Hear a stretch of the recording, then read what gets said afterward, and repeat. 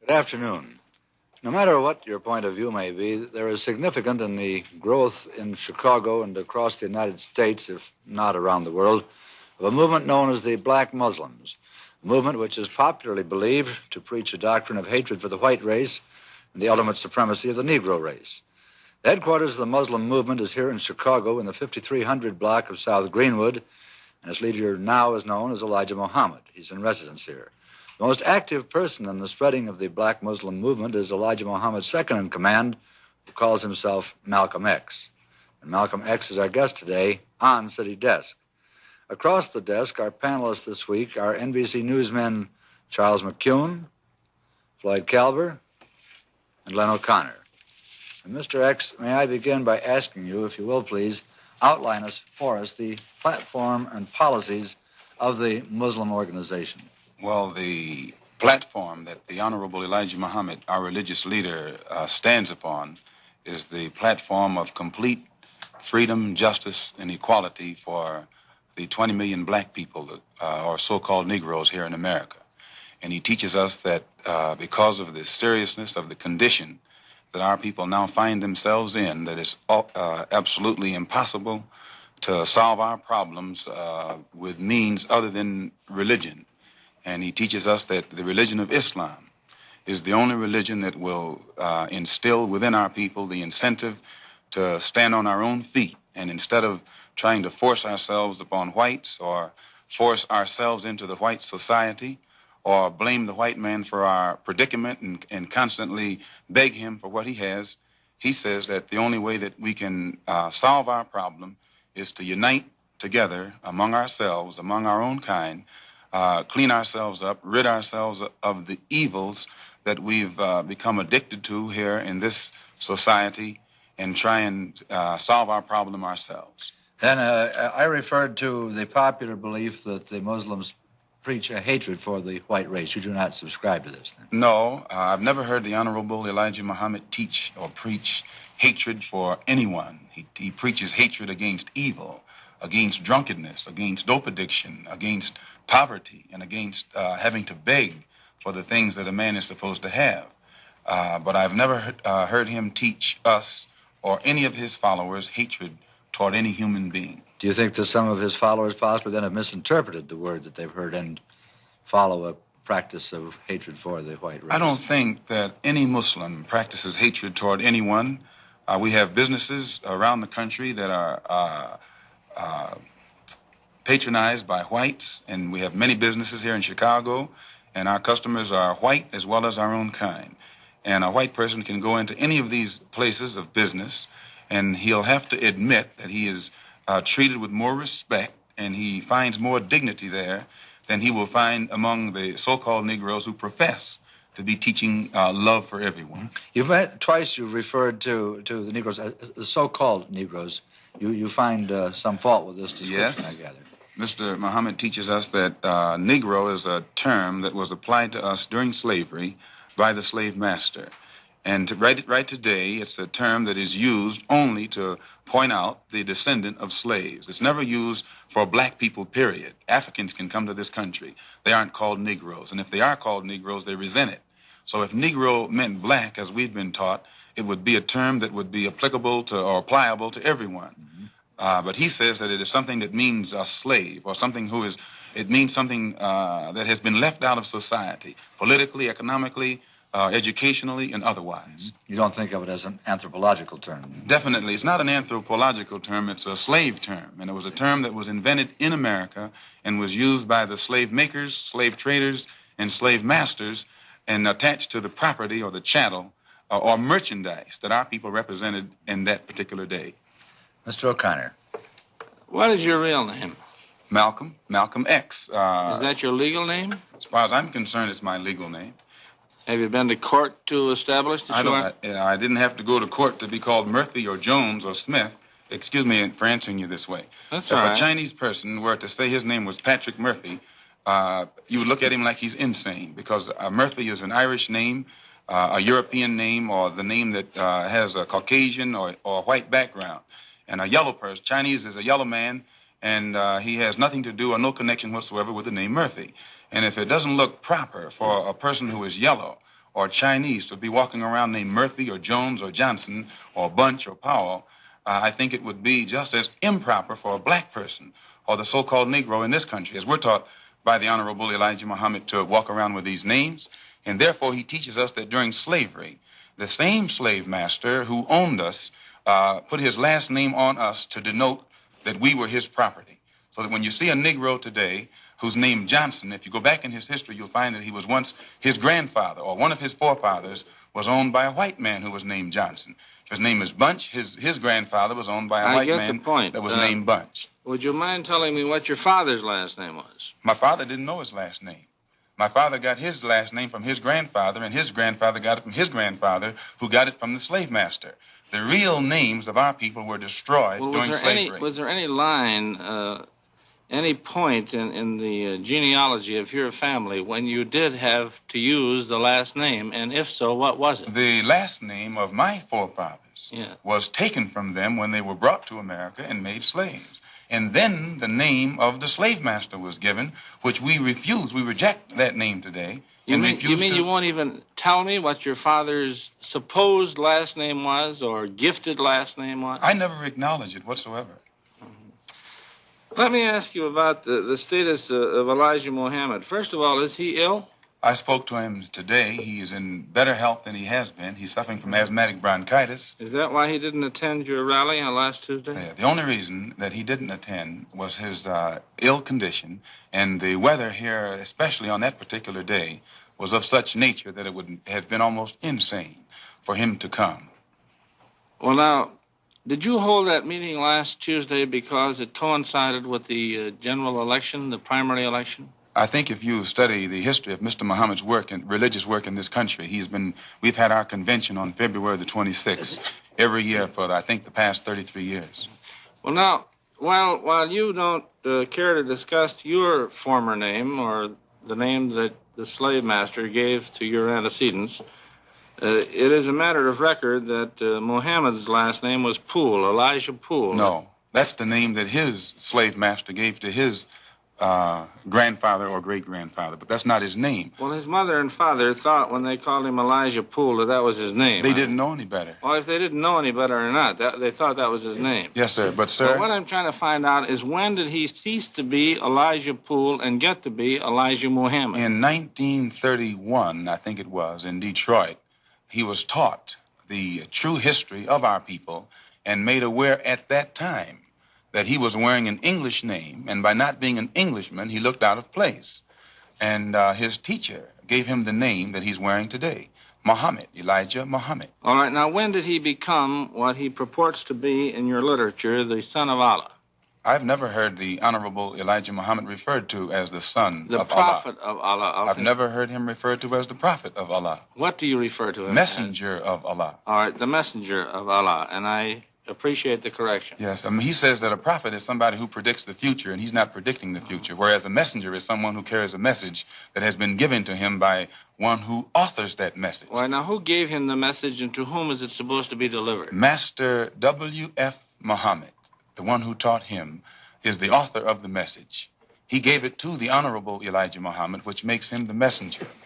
And he's to deliver that message of truth and righteousness to the 20 million American so-called Negroes, which means he's to teach us the truth, which will awaken us, and then show us how to live a life of righteousness, which will automatically qualify us for recognition as human beings by all other righteous human beings here on this earth. Well, now, one other question. With reference to what Mr. Hurlbut asked you a little bit ago, you took a very moderate position of wanting independence without having any hatred for the whites. Do I understand that correctly? Hatred is not involved in it whatsoever. Well, I recall in a recent plane crash, 2 or 3 years ago, or less than that, a charter flight on Air France in which a group of people from Atlanta, Georgia, were, as they say in the business, as they took off from Orly Field. And you were quoted at that time as expressing great gratification that this tragedy had occurred. Do you recall that? I recall it. What did you say? Do you remember? The press misinterpreted it and misrepresented it. What did you say? They said that it was made at a Muslim meeting. It wasn't. It was made at a rally of Negroes, Baptist, Methodist, Catholic, and otherwise in Los Angeles, who were rallying to protest the brutal shooting of 7 unarmed Negroes. And what did you by say? Heavily armed white policemen in the city of Los Angeles. And because we are a people who have been taught by the Honorable Elijah Muhammad to never carry weapons of any kind, but to get on God's side and rely on God to fight our battles for us, at the time that these brothers were shot down so brutally, I pointed out at the funeral of the brother who died that God would step in and take a hand in giving us some form of justice for the brutal killing of our brother. And when the plane crashed in France, I pointed out to the crowd at this rally that this was an act of God showing his wrath or complete resentment over the brutal form of injustice that had been inflicted upon our poor unarmed brothers. Were you saying that, or do you believe that? At that time, Dr. Billy Graham was in a crusade in Chicago, and the press, your papers here in this city, quoted Billy Graham of also saying that plane crash was an act of God. And if you take time to check the newspapers, I think that you'll find that this is correct. But no one thought that Billy Graham was so wrong when he attributed the crash of this plane to his God. But when we say that it come from our God, then we're looked upon as being, outrageous. I know, but you took the position that this was a matter of satisfaction to you for an injustice done against you, and I think that that's a trifle severe. We did not think that it was a coincidence that 120 of the whites on this plane came from the state of Georgia, a state that has the worst record in the history of America for the mistreatment of black people in this country. Worse than Mississippi? They maybe are a little less. Mississippi is a little less hypocritical today than Georgia, but both of them are still practicing the same thing. Now the whites in Georgia bite Negroes with a smile, whereas they used to bite them with a growl. But they're still being bitten, and we don't think that it is any worse to be bitten with a smile than it is to be bitten with a growl. Mr. Kalber. While we're on the subject of Mississippi, what is your organization's position of what happened in Mississippi in the past 6 months? Such as what? Such as the James Meredith incident and the enrollment of him in the university. Well, the Honorable Elijah Muhammad wants justice for every one of the 20 million so-called Negroes. And to just take one Negro and stick him in college with the aid of 15,000 troops and at a cost of $6,000 is a disgrace. It's a waste of taxpayers' money. It's a farce. It's hypocrisy. Because if it's right for one Negro to be forced into that university, then every Negro in the state of Mississippi who is qualified has the same right to go to that university. And if the government is not ready and willing to enforce the right of every Negro in the state of Mississippi, then, in my opinion, sir, it's only hypocrisy to pretend that they are for justice by pushing one Negro in and blowing it up all over the world to make it look like they're solving the problem when millions of black people in that state are still going to segregated schools and getting an inferior education. Does your organization encourage members to attempt to enter schools that have been known as all white in the past? The Honorable Elijah Muhammad doesn't discourage us from attending white schools, but he does say that it is better for us to go to our own schools, and after we have a thorough knowledge of ourselves, of our own kind, and racial dignity has been instilled within us, then we can go to anyone's school and we'll still retain our race pride, our racial dignity, and we will be able to avoid the subservient inferiority complex that most Negroes have that is instilled within most Negroes who receive this sort of integrated education. Well, you have a private school operating here in Chicago, at least, and possibly elsewhere. And it's been a subject of controversy lately. What is the acceptance of people who come out of your private schools into schools of higher learning? Yes, we have many students who have graduated from the University of Islam on 54th and Greenwood that are now attending other schools. In fact, just as an example, one of Mr. Muhammad's sons never attended any school in his life but the University of Islam. He later attended DePaul University. He also attended the University of Chicago, and at present he's attending Al-Azhar University in Cairo, one of the oldest Muslim schools in the world. And his daughter-in-law also, who went to school here, is attending the University of Cairo.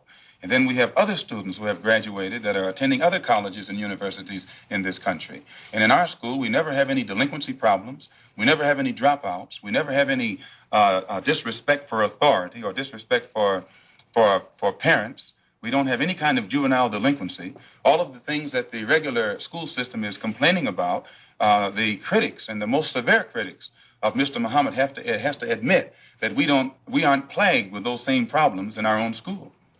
I have listened to your leader, at least on one occasion in convention here. It was 2 years ago, and at that time he advocated the separate state proposition of giving the what you call the so-called American Negro a separate state in which to live, to make their own way. Would you explain that philosophy, please? And have you had any support for it from anybody in official ranks? Your first question first. To my understanding, what Mr. Muhammad has said is that he wants freedom, justice, and equality for the black people here in America, which you agree they don't have. If they did, you wouldn't have a race problem. And he says, if America cannot bring about freedom, justice, and equality for our people in this country, then America should allow us to leave. If we can't get along together, we should be allowed to depart and go someplace where we can set up housekeeping for ourselves. Then he says, if America doesn't want us to go back home among our own people, and at the same time they want to keep us here, since we can't stay here and get along together in peace, he says what America should do is separate part of the country and give us a section where we can live and give us everything we need to get our particular section functioning independently, support us for 25 years until we are able to function independently in a society of our own, and in this way the problem will be solved. Mr. McCuen. You say there's no juvenile delinquency. What is the discipline that you number one, excuse me, practice? Sir. One of the first things that Mr. Muhammad teaches is you have to set an example if you want others to do right. And he teaches the grown-up Muslims to live a highly disciplined and a highly moral life of high morals. And by the parents displaying the highest of morals in front of the children at all times, automatically this sets a pattern or an example for the children. And in our schools, our children, the emphasis is placed upon the recognition of authority. And by the children recognizing authority and respecting authority, it's easy for anyone who is in authority to teach the child and discipline the child and make the child aware of the importance of living a life in accord with the law even after he grows up. How did you happen to join the Muslim movement?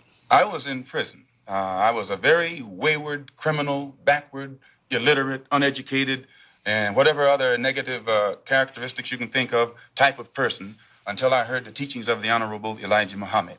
And because of the impact that it had upon me in giving me a desire to reform myself and rehabilitate myself for the first time in my life, and also being able to see the effect that it had upon others, this is what made me accept it.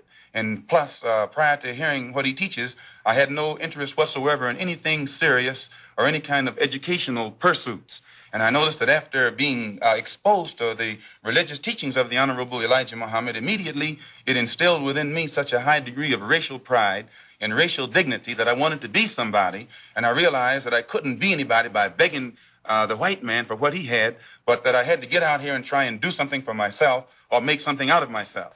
What has been the growth of the Muslim movement? There are conflicting reports as to how many Muslims there are in the United States. Can you tell us? Well, most critics say that the dissatisfied follow Muhammad, that the unemployed and the oppressed follow Muhammad.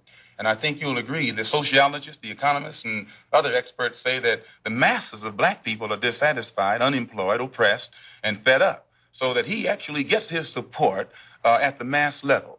But now you have other Negroes at the class level who pretend not to go for him, because usually their job has been given to them by the white man. They have positions to which they have been appointed, and they think that the only way that they can protect their job is by pretending in front of the white man that they don't go for Mr. Muhammad either. But you find that he gets how many Muslims do you say there are in numbers? I couldn't say. I've never heard him say, and he's the only one who would know. 500,000? I couldn't say. I think that anyone who does say is not in a position to know, and anyone who knows wouldn't say. What do you think that the Urban League and the NAACP have accomplished for your people? What's your attitude toward them? In their own way, they have been doing their best to bring about freedom, justice, and equality and human dignity for the black people in this country. But today you have such an intense degree of dissatisfaction and impatience existing among our people at the mass level that it is almost impossible to come to them with a program that's going to take another 100 years to solve their problem, and they still be satisfied to wait. So that they have, the Urban League and the NAACP has done a good job within their understanding. But today it takes more immediate solutions. And the solution that the Honorable Elijah Muhammad has is immediate. It's more practical. You think they're not moving fast enough? Well, they're moving as fast as they can. But that's not fast enough for the masses of black people. If a person is sitting on a warm stove and you get ready to let him up, no matter how slow you are, he has patience because it's only warm. But the masses of black people who are sitting on a hot stove, they're impatient. And no matter how fast you say progress is being made toward letting them up, that progress is not fast enough for them. Well, the NAACP and the Urban League have both been critical of the Muslims. The NAACP and Urban League have been maneuvered into criticizing us against their own will. Usually, the divide and conquer tactics have always been used by the oppressor to keep the oppressed oppressed. And the NAACP has been used against the Muslims. Efforts have been made to use us against them, but the Honorable Elijah Muhammad said he'll work with the NAACP, the Urban League, and any other Negro organization that wants to uplift the black man as long as it doesn't conflict with our religious principles. Well, I remember once when Elijah was quoted as having said that the Urban League and the NAACP sold out to the white man. Has he ever made that statement to my knowledge, I don't think that he has said that they sold out to the white man. I've heard him say that. Is that his feeling? The NAACP has been in existence for 54 years. And they elect a new national president every year, and they have never elected a black man to sit in that capacity. Arthur Spingarn has been president of the NAACP for 24 years. And so in this sense, it means that either they're practicing the same discrimination that they accuse the white man of practicing, they're practicing it themselves, or else they're not qualifying other Negroes in that organization for positions of leadership. This is our only criticism. You personally feel that they have sold out to the white man? You personally feel that those organizations have sold out to the white man? I don't think that they would knowingly allow themselves to be used or misused against their own people. So if they are failing to do the job that our people expect of them, probably it's just through lack of understanding. But today their understanding is increasing, and you'll find that they're developing a better ability to work with all different factions for the betterment of our people. Malcolm, how do you yourself feel about the white man? I believe that the white man has done a great injustice to the black man in this country by having kidnapped our people and brought us here and down to the level that we're on today. And today, instead of approaching the factors that their original mistake has created, instead of approaching these factors objectively and realistically, the greatest sin that they're doing now is trying to pretend that they never committed a crime, that they never did any wrong. And when the Honorable Elijah Muhammad points out the injustices that our people are suffering, they make that sin worse by accusing him of teaching hate, or by accusing him of black supremacy, or by accusing him of advocating violence, simply because he is pointing out the real factors in the problem. We have a little time left. You don't have to hurry so much, Malcolm. You were born in Omaha, is that right? Yes, sir. And your family left Omaha when you were, what, 1 year old? I imagine about a year old. And why did they leave Omaha? Well, to my understanding, the Ku Klux Klan burned down one of their homes in Omaha. This made your family feel very unhappy, I'm sure. Well, insecure, if not unhappy. So you must have a somewhat prejudiced point of view, a personally prejudiced point of view. In other words, you cannot look at this in a broad academic sort of way, really. I think that's incorrect, because despite the fact that happened in Omaha, and then when we moved to Lansing, Michigan, our home was burned down again. In fact, my father was killed by the Ku Klux Klan. And despite all of that, no one was more thoroughly integrated with whites than I. No one has lived more so in the society of whites than I. And it was only until I became a Muslim that I ceased living in the society of whites. You say you were thoroughly integrated with the whites, Malcolm. Yes. Do you have white people in your family background? Definitely. Most Negroes in this country have whites in their family background. And how are you going to differentiate between the white blood that's in you and the Negro blood that's in you? And you don't mind my using the term Negro because you use this yourself. I use it interchangeably. I know you do. Why do you do that? Well, I use it if it fits the purpose to use it, but I use it against my will. Do you? But you used it voluntarily in describing the incident in Los Angeles. Still, I use it against my will. I guess the teachings weren't thoroughly inculcated. No, but when I say to you that the cops in Los Angeles shot down 7 unarmed Negroes, every Negro in the audience knows what I'm talking about. But when I say that they shot 7 Muslims, then a lot of the Negroes don't I realize that suppose you you're said still talking 7 about colored Negroes. people because you say you used the term colored people. If you said... I don't think I used the 7 word colored on this program. Yes, you did. You did when we Not started. colored. I think so. Black people. I'm sorry. You did Black. say black. Well, we can use black, and that fits everybody. Okay. But, sir, the black... Now, let me get back to another point that you made. You said that you go back home. Now, what do you mean by back home? I've only heard the Honorable Elijah Muhammad say, back among our own people. From You whence said back home. You don't mind my saying. Right, back home. But by that he means... Do you mean back into the roots of Islam, or do you mean back to Africa? Back home. And Africa. by back home, he means back into our original civilization. And if you study history, the Islamic culture existed in West Africa, But your Central family Africa. didn't come from an Islamic background originally, did it? I mean, you came from the proud tribes of Africa, which is I think certainly you'll have a find, pride- sir, that one of background. that Islam, the Islamic culture, I agree, there is. existed a lot of- widely in Africa, Central Africa, I agree, West Africa. I agree. I've met many people in there. Mr. O'Connor. With regard to that tragedy out there in Los Angeles, I myself refer to it when it happened as the tragic police action, so I am not totally biased. Thank you, sir. Coming from Muhammad Speaks, which is the publication of your cult or your religion, Elijah Muhammad referred to the policemen out there, the white policemen, as devils. He said, there is no justice here for us black people. There is no future for us nor our children in civilized America. Doesn't that imply that you're going to get out, or that's his wish that you get out?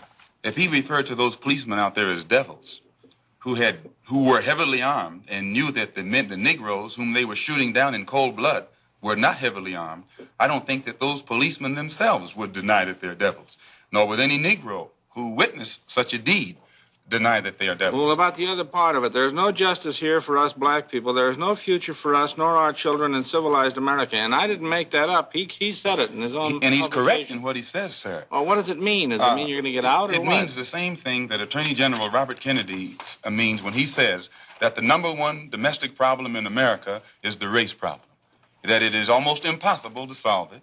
It's almost impossible to give justice to Negroes. One brief thing further. I read also in Muhammad Speaks a quotation that Elijah Muhammad is the only person on earth who was on personal speaking terms with God. Do you believe that? Definitely. You do? We're Definitely. going to have to leave it at that. And Malcolm, I'm sure he's done a good job in rehabilitating you. It was a pleasure to have you on City Desk. I'm in Chicago for the next 3 weeks at the local mosque at 54th and Greenwood for a special lecture series.